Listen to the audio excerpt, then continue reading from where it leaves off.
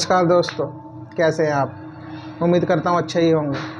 आप हमारी वीडियो तो देखते हो लेकिन दोस्तों सब्सक्राइब नहीं करते, तो मेरी आपसे यही रिक्वेस्ट है कि आप हमारे चैनल को सब्सक्राइब कर दें, बेल आइकन को दबा के ऑल पर क्लिक कर दें। तो आज की कहानी की शुरुआत करते हैं। आदित्य गुड़गांव में एक फ्लैट में रहा करते थे।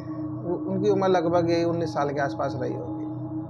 आदित्य की मम्मी, आदित्य के पापा और आदित्य की एक बड़ी बहन उनके साथ रहते हैं। उनकी बड़ी बहन की उम्र लगभग यही 21 साल के आसपास थी। आदित्य के जो पापा थे ना, उनकी सरकारी नौकरी थी, लेकिन वो गुड़गांव के एक फ्लैट में रहा करते थे जो कि उनका किराए पर था। किराए पर रहते रहते जो आदित्य के पापा होते हैं ना, तो जैसे कि उनकी ना जो उनका घर होता है ना, वो राजस्थान में होता है। राजस्थान में उनका अपना घर होता है। तो फिर जो आदित्य के पापा होते हैं ना, उनकी जॉब छूट जाती है गुड़गांव से। तो गुड़गांव से जॉब छूटने के बाद आदित्य के पापा कहते हैं अब हम अपने गांव राजस्थान में ही चलेंगे और वहीं रहेंगे। लेकिन जो राजस्थान में उनका घर था ना, वो थोड़ा खंडर टाइप का हो चुका था। मतलब काफ़ी सालों से वो वहाँ नहीं गए थे ना, तो इस पूरा टूट चुका था और वो थोड़ा आउटर एरिया में भी पड़ता था। तो फिर जो उसके पापा थे वो उसको बेचना चाहते थे, लेकिन उनका जो घर था ना, वो थोड़ा टूटा हुआ था, तो उसको कोई खरीदता नहीं था, क्योंकि वो गांव से बिल्कुल ही आउटर पे था, जहाँ पे बसावट थोड़ी कम थी। इस वजह से उनके उस घर को कोई खरीदना नहीं चाहता था। अचानक उनको जयपुर सिटी में एक बहुत ही बड़ा बंगला होता है। उस बंगले के मालिक जो होता है ना, वो आदित्य के पापा को कहता है कि मैं आपका प्लॉट लेना चाहता हूँ, लेकिन आपको ना हमारी जो हवेली है, मतलब जो हवेली बंगला कुछ भी कह लो, इसको बिकवाना होगा। उसके बाद मैं आपका ये जो घर है ना, ये मैं ले लूँगा। उसके पापा काफ़ी खुश होते हैं, कहते हैं ठीक है। उसके पापा काफ़ी कोशिश करते हैं उसके बंगले को बिकवाने की, लेकिन उसका बंगला भी कोई खरीदता नहीं है। हालांकि काफ़ी बड़ा बंगला होता है और काफ़ी महंगा बंगला भी होता है, तो उसको कोई खरीद नहीं पाता। मतलब जितने पैसे वो मांग रहा होता है ना, उतना कोई देने को तैयार भी नहीं होता। और प्लस वो बंगला भी थोड़ा अशुभ टाइप का था। इतना बड़ा बंगला होने के बावजूद भी कोई उसके अंदर रहता नहीं था। खाली एक केयर टेकर रहता था जो उसकी साफ सफाई वगैरह करता था, और कोई भी नहीं रहता था। आदित्य के पापा कहते हैं उस बंगले के मालिक से कि ये बंगला आपका तो कोई खरीदने को राजी नहीं हो रहा, तो आप हमारा ये प्लाट खरीद लो, ताकि हम कहीं और मकान लेके रह सकें। तो वो मकान वाले, उसका जो बंगले का मालिक होता है, वो कहता है नहीं नहीं, जब तक मेरा बंगला नहीं बिकेगा तो मैं आपका घर कैसे खरीद सकता हूँ, मेरे पास पैसे नहीं है। उसके पापा कहते हैं इतने बड़े बंगले का मालिक हो, इस पर पैसे नहीं है, पता नहीं है ऐसे क्यों कह रहे हैं।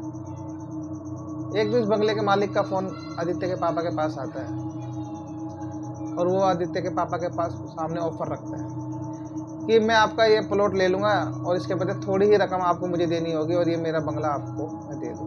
उसके पापा काफ़ी खुश होते हैं। वो घर जैसे कि अपनी वाइफ को और बच्चों को बताते हैं कि ऐसे ऐसे जयपुर सिटी में बंगला है, वो मुझे मिल रहा है।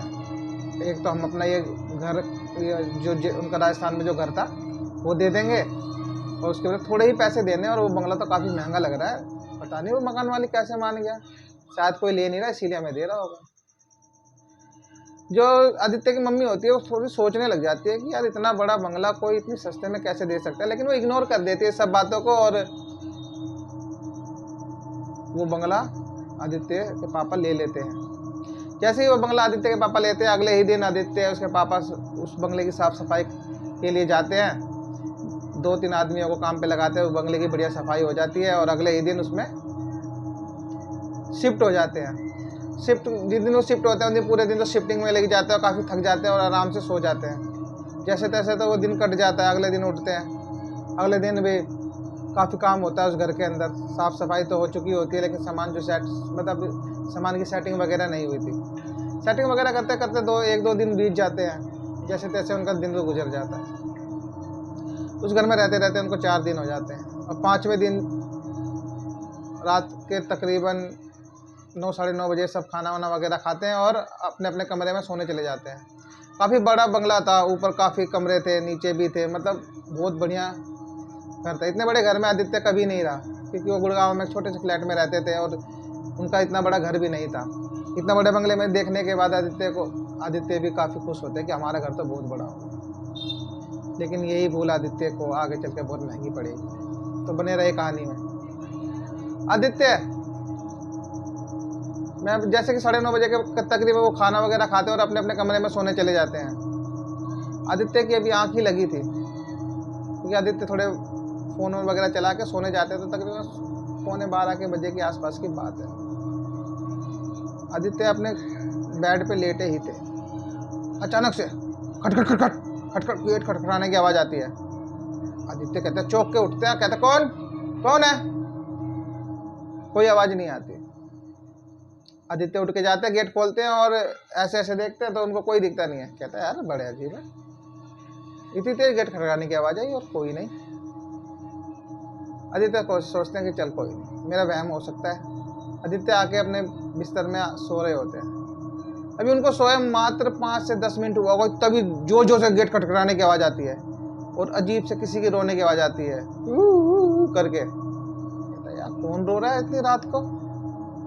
बाहर आते हैं, बालकनी में से झांक के देखते हैं। जो उनका जो घर था ना, घर तो बड़ा था, वो घर के जस्ट बगल में ना पार्क सा बना था। मतलब उनके घर के अंदर ही बगीचा सा था। बगीचे में 2 बेंच रखे हुए थे। तो उनको वो देखते बेंच पे कोई बैठ के ना रो रहा है। समझ नहीं आ रहा कि कोई लेडीज है कोई जेंट्स है, बस ये है कि रोने की आवाज़ आ रही है। आदित्य कहते, कौन है, कौन रो रहा है? आवाज़ लगाते हैं लेकिन कोई रिस्पॉन्स नहीं होता। आदित्य उतर के जाते हैं और जैसे ही जाते हैं उनको क्या दिखता है, उस बेंच पे तो कोई बैठा ही नहीं है और रोने की आवाज़ भी नहीं आ रही। आदित्य ऑफलेस हो जाते हैं, यार अभी तो रोने की आवाज़ आ रही थी और एकदम से क्या हुआ, यहाँ पे तो कोई भी नहीं बैठा। आदित्य वापस आके अपने कमरे में लेटते हैं और उनको तकरीबन आधे घंटे ही उनकी नींद लगी होगी, इतने में जोर जोर से रोने की आवाज़ आती है। आदित्य फिर से चौंक के खड़े हो जाते हैं। फिर बालकनी में जाके क्या देखते हैं कि उसी बेंच पे बैठ के कोई रो रहा है। आदित्य फटाफट भाग के जाके देखते हैं कि उस बेंच पर एक लेडीज बैठी हुई है जो काफ़ी तेज तेज रो रही है। वो क्या, आदित्य पीछे से कहते हैं, कौन हो, क्यों रो रही हो, मदद की जरूरत है आपको, क्या हुआ, और तुम हमारे घर में आई कैसे? अभी आदित्य ने इतना ही बोला था। तो पीछे मुड़कर जैसी देखती है, आदित्य तो इतनी तेज से गिरते हैं और इतनी तेज भाग के अपने कमरे में भाग जाता है। क्योंकि जब वो पीछे मुड़कर देखती है तो क्या देखते हैं वो आदित्य, कि वो कोई इंसान नहीं, वो एक चुड़ैल है। उसकी बड़ी बड़ी लाल लाल आंखें, ये भयानक लंबे लंबे दांत, जला हुआ चेहरा निकला। उसको देखने के बाद आदित्य तो इतनी तेज भाग के अपने कमरे में आ जाते हैं। अपने कमरे में आने के बाद चुपचाप से चद्दर ओढ़ते और सो जाते हैं। थोड़ी ही देर में आदित्य को क्या महसूस होता है कि वो कोई उनकी चद्दर को खींच रहा है। आदित्य को मतलब ये सब कुछ दिख रहा था, मतलब महसूस हो रहा था कि कोई उनकी चद्दर खींच रहा है। आदित्य जोर की चद्दर पकड़ लेते हैं, लेकिन चद्दर इतनी तेज खींचती है। आदित्य की आंख खुलती है और क्या देखते हैं, सामने वही चुड़ैल आदित्य की तरफ देख के कर रही है। आदित्य कह रहा, आदित्य मतलब बहुत ही चिल्लाते, इतनी तेज चिल्लाते कि उसकी मम्मी और उनके पापा भाग के आते हैं। कहते, क्या हुआ बेटा, क्या हुआ? कहता है, मैंने अभी यहाँ पर मैंने एक चुड़ैल देखी। आदित्य के पापा कहते हैं, अरे बेटा तूने सपना देखा होगा। तो कहता, नहीं पापा मैंने सपना नहीं देखा। वो पूरी बातें बता देते हैं कि कैसे बेंच पर रो रही थी, मैं वहाँ गया, मैंने वहाँ देखा, मतलब सारी बातें बता देते। उसके पापा कहते हैं कि बच्चा है, क्या पता सपना देखा हो, अभी 19 साल की तो उम्र ही थी, बच्चे टाइप में ही था। उसके पापा इग्नोर करते, कहते बेटा ठीक है, मैं अभी तेरे साथ यहीं सो जाता हूँ अगर तुझे डर लग रहा है। उस दिन उसके पापा आदित्य के साथ सो जाते हैं। जैसे तैसे रात कट जाती है। अगले दिन आदित्य सोचता रहता है बैठे बैठे, यार मेरे साथ रात को क्या हुआ था, ये मेरा सपना भी नहीं हो सकता, मेरा वहम भी नहीं हो सकता, क्योंकि ये बिल्कुल मैं मतलब मैंने खुद जाके देखा कि वो आत्मा, चुड़ैल, पिशाच, भूत जो भी था वो कितना भयानक, कितना डरावना था। आदित्य वापस उस अगली ही रात दोबारा अपने कमरे में सो रहे होते हैं। अचानक से फिर वही दोबारा होने लग जाता है, किसी के रोने की आवाज़ आती है। आदित्य देखते हैं कि बेंच पे बैठकर कोई रो रहा है, लेकिन उस दिन आदित्य उसके पास नहीं जाते, वो अपने बिस्तर में ही जाके सो जाते हैं। बिस्तर में जैसे लेट के ऊपर देखते हैं और क्या देखते हैं, ये पंखे के ऊपर वही चुड़ैल उनकी तरफ देख के लंबी लंबी लाल लाल आंखें निकाल के कर रही है। ये देखने के बाद तेज चीख मारते हैं आदित्य। उनकी चीख की आवाज सुनकर उसके पापा भागे हुए आते हैं। कहते बेटा क्या हुआ? कहता मैंने अभी पंखे के ऊपर उसी आत्मा को देखा। उसके पापा सोचते यार बेटा कल भी यही बात बोला था, आज ही बोला, और अभी तो सोया भी नहीं, शायद इसकी बात सच तो नहीं है। सोचने पे मजबूर हो जाते हैं और उसको अपने कमरे में ले जाते। कहता बेटा ठीक है, तुम यहाँ मत सो, तुम मेरे साथ मेरे कमरे में चलो। उस दिन आदित्य के पापा आदित्य को अपने कमरे में ले जाकर सुला देते हैं। आदित्य अपने पापा के कमरे में सो ही रहा होता है, अचानक से कुछ गिरने की आवाज आती है। गिरने की आवाज आदित्य के पापा को सुनाई देती है। आदित्य के पापा उठते हैं और बाहर आके देखते हैं, और जैसे बाहर आके देखते हैं उन्हें क्या दिखाई देता है कि जो उनका जो घर था ना, कमरे से बाहर निकलते थोड़ी सी बालकनी सी थी। उस बालकनी में कोई औरत खड़ी है, बाल आगे की तरफ है। आदित्य के पापा सोचते हैं कोई चोर तो नहीं घुस गया। कहता कौन हो तुम, हमारे घर में कैसे आई? मतलब थोड़ी सी डांट के बोलते हैं। वो औरत जैसी मुड़ के आदित्य के पापा को देखते, आदित्य के पापा के भी होश उड़ जाते हैं, क्योंकि वही चुड़ैल थी जो आदित्य बता रहा था। उसको देखने के बाद आदित्य के पापा पीछे 2 कदम होते हैं, धाड़ से गिरते हैं, और उनका जो सर होता है ना दरवाजे के लगता है। दरवाजे के लगने के बाद आवाज आती है, तो इतने में जो आदित्य होते हैं, आदित्य उठते हैं, उनकी मम्मी उठती है। कहते क्या हुआ, आप गिर कैसे रहे हो? आदित्य के पापा कहते हैं आदित्य सच बोल रहा था, इस घर में जरूर ही कुछ गड़बड़ है, क्योंकि जो आदित्य को दिखाई दिया वही मुझे आज दिखाई दिया। अगले ही दिन आदित्य के पापा एक तांत्रिक बाबा के पास जाते हैं। तांत्रिक बाबा के पास जाने के बाद तांत्रिक बाबा को कहते हैं कि ऐसे ऐसे हमारे घर में दिक्कत हो रही है। तांत्रिक बाबा कहते हैं ठीक है, मैं आपके घर आता हूँ। अब तांत्रिक बाबा शाम के टाइम आदित्य के घर आते हैं। आदित्य के घर पे आने के बाद जो तांत्रिक बाबा होते हैं कुछ मंत्र संत्र पढ़ते हैं और आंख बंद करके कुछ देखते हैं, और जैसी आंख खोलते हैं और क्या कहते हैं, तुम्हारे इस हवेली जो भी बंगला है इसके अंदर किसी की लाश गड़ी है, और वो लाश एक औरत की है जिसकी आत्मा इस घर में भटक रही है। अगर आप लोग इस घर में ज़्यादा दिन रहे तो आप लोगों की मृत्यु निश्चित है। ये सुनने के बाद आदित्य के पापा कहते हैं या जब भी ये बंगला हमें इतने सस्ते में मिल गया, जब भी सोचूं कि उस मालिक ने हमें इतने सस्ते में ये बंगला क्यों दे दिया। उसके पापा जो बंगले के मालिक होते हैं उसको फ़ोन लगाते हैं, लेकिन उसका फ़ोन स्विच ऑफ जा रहा होता है, क्योंकि शायद उसको पता चल चुका था कि ये हम मेरे पास ज़रूर फ़ोन करेंगे। आदित्य के पापा आदित्य से कहते हैं कि बेटा हम किसी किराए के घर में रह लेंगे, लेकिन इस बंगले में नहीं रहेंगे, क्योंकि जिस तरह तांत्रिक बाबा ने बोला कि अगर इस बंगले में औरत की लाश गड़ी है और वो हमारे घर में किसी को भी हानि पहुंचा सकती है। अभी इसके पापा कह रहे होते उस रात, जो आदित्य के पापा होते हैं ना, कि हम दूसरे घर में रहेंगे। आदित्य के पापा ने अभी यही वाली बात आदित्य से बोली थी, और उसी रात वो सो रहे होते हैं। अचानक से आदित्य के पापा को सामने वही चुड़ैल दिखाई देती है, वही पंखे के ऊपर। उसको देखने के बाद आदित्य के पापा आदित्य के पापा का शरीर बिल्कुल ही टाइट सा हो जाता है, मतलब ना हिल पाते ना डुल पाते, ना आवाज निकलती है उनकी। और वो चुड़ैल आदित्य के पापा के सीने पे बैठकर उनका गला दबाने लग जाती है, गला दबाने लग जाती है। और आदित्य के पापा खूब चिल्लाने की कोशिश करते हैं, लेकिन चिल्ला नहीं पाते। और इतने में आदित्य की मम्मी की आँख खुलती है, वो देखती है कि उसके पापा तो मतलब बेचैन हो रहे हैं। कहते क्या हुआ आपको? एकदम से वो लंबी लंबी सांस लेके कहते हैं अभी वही चुड़ैल मेरा गला दबा रही थी, वो मुझे मारने आई थी। तो उस आदित्य की मम्मी कहती मुझे तो कोई चुड़ैल नहीं दिखी। कह रही नहीं, वो मेरा गला दबा रही थी, वो हमारे घर में सबको मार देगी, हम कल के कल ही घर को खाली करके चले जाएंगे। तो आदित्य की मम्मी कहती है कि इतनी जल्दी घर खाली करना तो आसान बात नहीं है, इतनी मुश्किल से शिफ्ट हुए हैं। ठीक है, लेकिन कहते आदित्य के पापा जो कहते हैं जान है तो जहान है, हम कल ही इस घर को खाली कर देंगे। उसी रात तकरीबन 2:30 बजे आदित्य के पापा पंखे में लटक कर अपनी जान दे देते हैं। जैसी सुबह होती है, उसकी मम्मी क्या देखती है कि आदित्य के जो पापा होते हैं ना, वो तो पंखे से लटके हुए हैं और उन्होंने तो अपनी जान दे दी। ये देखने के बाद आदित्य की मम्मी तेज चीख मार कर रोने लग जाती है। आदित्य आता है और क्या देखता है, वो भी देखने के बाद खूब तेज रोने लग जाता है, क्योंकि जो वो आत्मा थी ना, वो आदित्य के पापा को अपने साथ ले जा चुकी थी। वो आदित्य के पापा को इतना वो कर दिया था कि उन्होंने रात को उठ के कब अपने आप को पंखे से लटका लिया, किसी को पता ही नहीं चला। वो तांत्रिक बाबा की बातें बिल्कुल सच होने लग गई। उसी रात से उसके पापा इस दुनिया को छोड़ के जा चुके थे। उसी घर में रहने के बाद मतलब जब उसके पापा चले गए इस घर को उसको छोड़ के, तो सारी जिम्मेवारी आदित्य के ऊपर आ गई। उसकी बहन उस घर में अभी रह नहीं रही थी, वो अभी गुड़गांव में ही रह रही थी, कुछ कोचिंग वगैरह कर रही थी ना वहाँ पे, तो इसलिए वो उसी फ्लैट में रह रही थी। ये बात सुनने के बाद उसकी बहन भी भागी भागी अपने जयपुर में आती है। मतलब खूब रोना वोना होता है। फिर जैसे अंतिम संस्कार वगैरह होता है, इसकी सारी क्रियाएं वगैरह मतलब जितना भी कार्यक्रम होता है, तेरहवीं वगैरह सब की जाती है।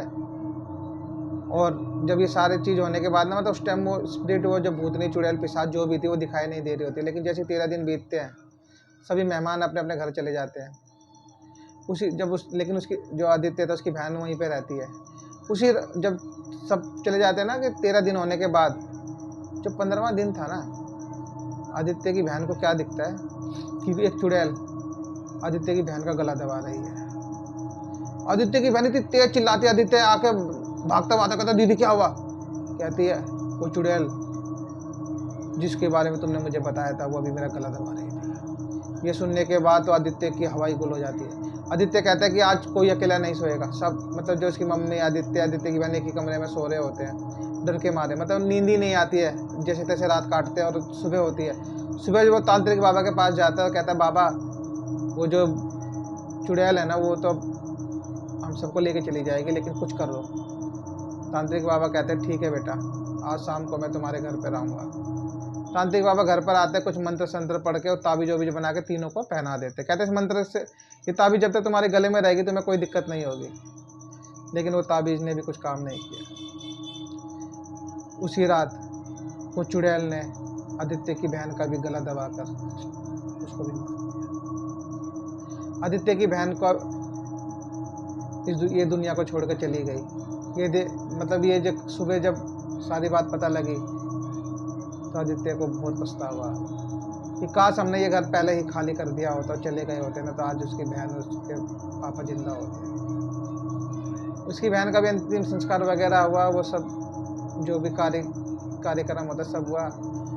और आदित्य और उसकी मम्मी ने उस घर को खाली करके दोबारा से जो उनका राजस्थान में था ना किराए के घर में रहने लग गए, उस बंगले को छोड़ दिया।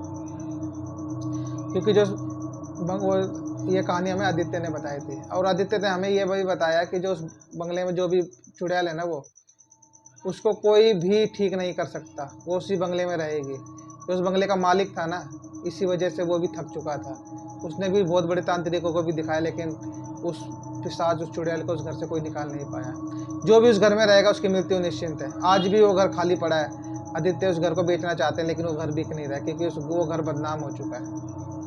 आज आदित्य किराए के घर में रह रहे हैं। आदित्य की शादी भी हो चुकी है, उनके एक बेटा भी है। आदित्य की मम्मी, आदित्य और उनकी बीवी और उनका एक बेटा राजस्थान के किराए के घर में रहते हैं, और एक छोटी मोटी नौकरी अपने आदित्य कर रहे हैं, जैसे तैसे अपने घर का परिवार चला रहे हैं। उन्होंने हमें बताया कि कैसे उनकी एक बंगले के चक्कर में कैसे उनकी दुनिया ख़त्म हो गई। उनके पिता चले गए, उनकी बड़ी बहन चली गई। आप ये गलती कभी मत करना दोस्तों, लालच में आकर कोई ऐसी चीज़ ना ले लें जिसकी वजह से आप और आपके परिवार की ज़िंदगी खतरे में पड़ जाए। आदित्य के पापा ने अगर ये दिमाग लगाया होता तो आज उनका भी जीवन खुशहाल होता। उनको ये सोचना चाहिए था कि खंडर के बदले इतनी बड़ी हवेली कोई क्यों दे देगा, लेकिन बिना सोचे समझे लालच में उन्होंने वो हवेली ले ली, जिसकी कीमत आप लोगों ने तो सुनी ली, उनको चुकानी पड़ी। तो आशा करता हूँ कि स्टोरी सुनने के बाद आपको कुछ सीख मिलेगी। आपको स्टोरी कैसी लगी हमें कमेंट बॉक्स में ज़रूर लिखकर बताना। हमारे चैनल को सब्सक्राइब कर देना, बेल आइकन को दबा के ऑल पे क्लिक कर देना। तो मिलते हैं अगली स्टोरी में। जय हिंद।